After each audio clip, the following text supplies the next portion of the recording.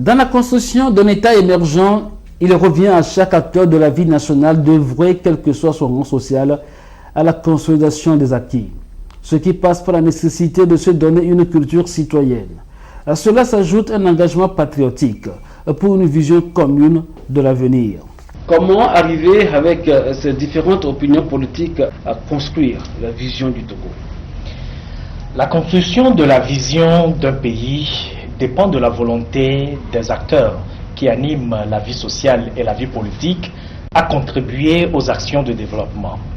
Et la différence ou la diversité politique constitue naturellement une richesse lorsqu'elle n'est pas pervertie. Les idéologies politiques concourent nécessairement à animer toutes les actions qui visent à anticiper l'avenir et à permettre de poser les actes qui concourent au développement d'un pays. Il est vrai que malheureusement, lorsque les idéologies, sinon les opinions politiques sont perverties, ça contribue plutôt à créer des conflits infructueux qui retardent le pays et qui ne permettent pas de concentrer les énergies et les ressources sur les actions ou autour des actes qui peuvent aider le pays à se développer. La définition d'une vision demande une implication des acteurs, surtout les acteurs politiques, qui généralement animent la vie publique à travers la définition des programmes et des projets publics et également la prestation publique qui aide à fournir un certain nombre de services publics aux citoyens afin de les amener à un bien-être social et au bien-être collectif. Et donc, la définition d'une vision pour un pays doit absolument dépasser le cadre politique. D'ailleurs, elle doit amener toutes les expressions politiques à s'accorder sur un minimum, tenant compte des réalités du pays, tenant compte du potentiel du pays, tenant compte également des difficultés du pays, pour faire en sorte qu'il y ait une seule voie, une voie de sortie pour aller vers le développement de ce pays. Il n'y a pas de préalable à exiger dans la définition d'une vision, surtout lorsque on fait partie des groupes sociaux et des groupes politiques, essentiellement des groupes politiques, parce que tout groupe politique ou tout parti politique a besoin de fonder son parti sur une volonté de contribution au développement du pays, ce que nous appelons les projets de développement ou le projet de société que tout parti a obligation d'avoir.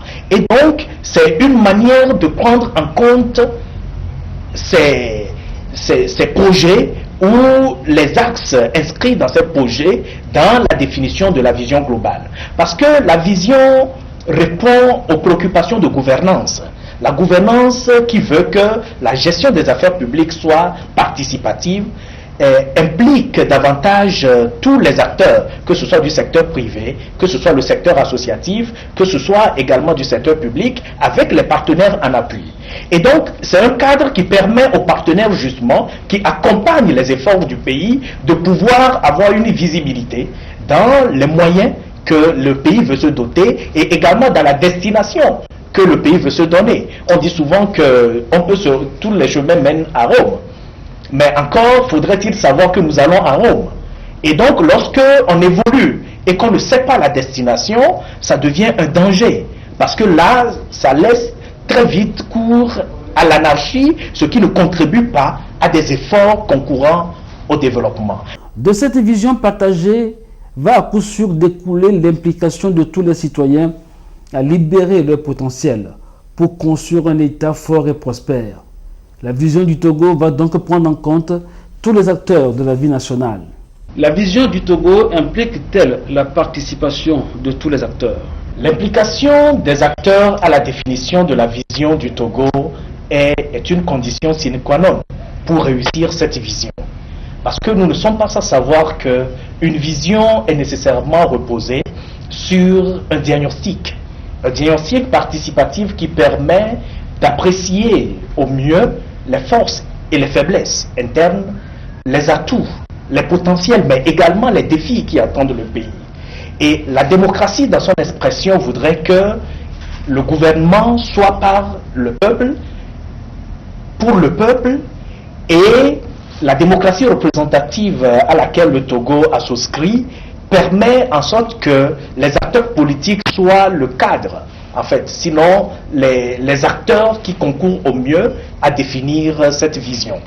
Et donc, les acteurs politiques par rapport à leur perception des réalités sociales, des réalités économiques, des réalités culturelles du pays, et avec le projet de société qu'ils ont chacun à leur niveau, doivent aider en sorte qu'il y ait une convergence dans l'appréciation justement des forces et faiblesses que le pays présente, afin de pouvoir arriver à dégager des orientations à court, moyen et à long terme, pouvant aider justement à sortir le pays de l'ornière.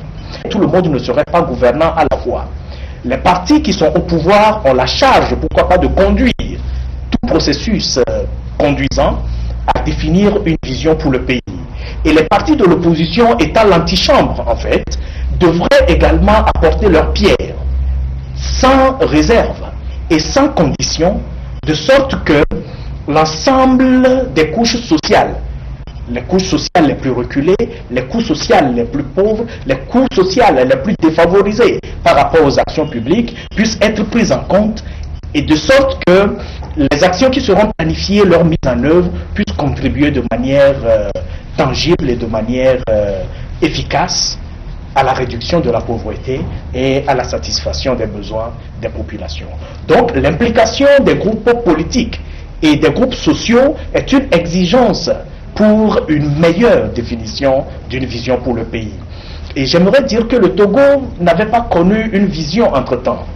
Actuellement, on parle d'une vision 2030, donc sur au moins 15 ans. Nous avions connu des plans quinquennaux qui ont permis quand même de faire un certain nombre de réalisations. Ça veut dire que c'est une innovation qui demande une réelle appropriation par tous les acteurs. Et donc, au-delà d'une invite, c'est une obligation pour les acteurs politiques et les acteurs sociaux de s'engager, pas seulement en termes de participation, mais en termes d'implication. Implication volontaire pour faire en sorte que la nouvelle vision que le Togo veut se doter puisse être une vision partagée, une vision définie sur des bases saines, inclusives et participatives pour le meilleur du Togo. Il faut donc de l'audace, voire le sacrifice de soi. La vision doit nécessairement garantir pour notre pays un avenir plus radieux. Et c'est ici que tous les acteurs de la vie politique sont appelés à privilégier l'intérêt général. La vision garantit-elle nécessairement le développement? Le développement exige une action méthodique et planifiée, tenant compte des forces et des faiblesses que nous avons. Nous savons nécessairement que les besoins d'une population sont souvent énormes et les ressources sont naturellement limitées. Et le combat au quotidien pour le développement, c'est de faire en sorte que les ressources qui sont disponibles ou les ressources à mobiliser puissent justement rejoindre les attentes ou répondre aux besoins réels des populations. Et donc, dans cette dynamique, il est important qu'il y ait un diagnostic clair qui permet de comprendre les atouts que présente le pays. Les atouts en termes de ressources humaines, les atouts en termes de ressources financières et également en termes de capacité de mobilisation de ressources externes. Et tout ceci permet, pourquoi pas, de définir des orientations stratégiques. La question de la définition de la vision permet de se poser des questions. Quel avenir pour le pays? Quel avenir pour le pays avec quel type de citoyens? Et avec quel type de moyens à mobiliser? Et donc vous comprenez bien avec moi que cette question n'a pas sa réponse seulement avec le président de la République, mais ça a sa réponse avec toutes les entités sociales, toutes les entités politiques du pays qui doivent rejoindre cette réflexion et planifier le chemin à parcourir. Et maintenant, une fois planifié, tout le monde mobilisera les moyens pour pouvoir répondre, pourquoi pas, à mener le Togo à cette destination. Mais il faudrait que cette destination soit clairement définie. Nous voulons être un Togo émergent en l'an 2030. Actuellement, le Togo est en train de sortir d'une situation de fragilité due aux différentes crises, aux différentes incompréhensions politiques que nous avions eues. Et donc, il est question d'abord de dire nous devons taire nos divergences politiques. Parce que le conflit est un atout lorsque on ne s'enlise pas dans le conflit. Lorsque on transforme les conflits en opportunités. Et c'est justement l'appel qui a été lancé par le gouvernement pour faire en sorte que, aujourd'hui, les obstacles que le Togo a sur son parcours de développement puissent être transformés en opportunités. Les faiblesses que le Togo a aujourd'hui puissent être transformées en force. Et cela demande nécessairement le concours de tout le monde. Celui qui ne concourt pas à la définition de cette vision trahit alors sa mission.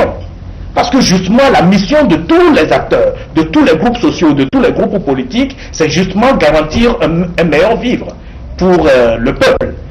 Garantir un meilleur avenir pour la génération actuelle et la génération future. À travers la définition de la vision pour le Togo, nous saurons redéfinir le type de citoyen que nous voulons, le type de citoyen qui serait désormais en phase avec le travail, quelle que soit la mission qu'on accomplit, quel que soit le travail qu'on accomplit, qu'on sache que notre travail au quotidien contribuera à créer de la richesse et contribuera, pourquoi pas, à redistribuer les richesses dans la communauté pour garantir le développement pour le pays. La vision du Togo appelle donc chaque citoyen à croire, à avoir foi en son pays. L'heure aujourd'hui est celle de la construction d'un État où chacun pourra se reconnaître comme un acteur principal. Aucun maillon de la chaîne ne saura rester en marge de ce processus qui appelle à l'amour de la patrie.